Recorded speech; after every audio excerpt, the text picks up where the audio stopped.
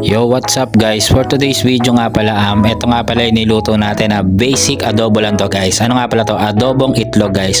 So napakadali lang naman ito guys. So kahit wag mo nang panoorin tong video na to, napaka basic lang nito. Basta marunong ka magluto ng adobo, parehas lang yan guys. So nilagyan lang natin ng nilagang itlog to. So ito, panoorin nyo. Mabilis ang video na lang to, hindi na natin papahabain kasi napaka basic lang to. Magigisa ka lang ng gusto mo lagyan ng bawang, sibuyas, ganun lang ka basic yon. Syempre magpakulo ka muna ng itlog, 'di ba? Boiled egg muna guys. Ito, nagpakulo muna tayo dito ng itlog guys. So syempre napaka basic lang nang babalatan mo lang 'yon, 'di ba? Napakadali lang naman nun. Tapos ilalagay mo lang sa adobo. 'Di ba? Kahit sinong marunong magluto, kayang-kaya 'to. Ganito lang, palambutin mo lang yung baboy. Ginisa ko muna yan sa bawang, sibuyas. Tapos nilagyan mo ng toyo. Tapos yan, paigahin mo ng konti. Gusto mo, lagyan mo ng konting tubig yan para lumambot yung baboy, di ba? Pero minarinate ko muna yan guys. Nilagyan ko ng salt and pepper.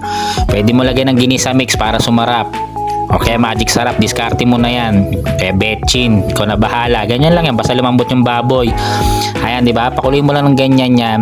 Tapos syempre ako nga pala pag nagaganito ako, medyo hinuhuli ko yung paglagay ng suka. Pagka templado na, medyo malambot na, ganon.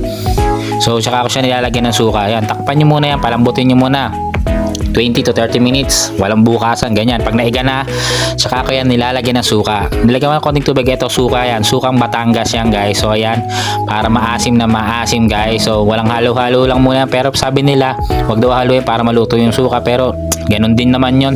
Pag kulo niya, mahalo rin niya. Haluin niyo kung gusto nyo. Kanya-kanyang trip yan. Tapos nilagay ko na itong patatas guys, na malalaki yung hiwa, di ba? Ayan, may kasama ng balat. Minsan ginaano ko to, dinidip fry. Pero ito, ganyan lang, maiba naman, rekta na. Ayan, palambutin mo, lagyan mo ng konting tubig, haluin mo pag naiga. Ayan, ganon lang, di ba? Napakadali lang yan, basic na basic lang yan. Ganon lang din yan, parehas lang yan. Adobong itlog, adobong baboy, parehas lang yan. Nilagyan ko lang siya ng nilagang itlog guys. So ayan, yun lang. Pagka okay na yan lahat, ganyan, tikma mo. Pwede mo rin lagyan to ng oyster sauce kung gusto mo. Tapos syempre kailangan may laurel. Ewan ko, hindi lasang adobo sa amin yung pag walang laurel. Adobong manok, adobong baboy, pag walang laurel, suka, toyo, parang hindi adobo yon, di ba? Tapos ayan na. Ayan na po, ayan. Lagay niyo lang itlog. Ayan na, lagay niyo muna yung itlog.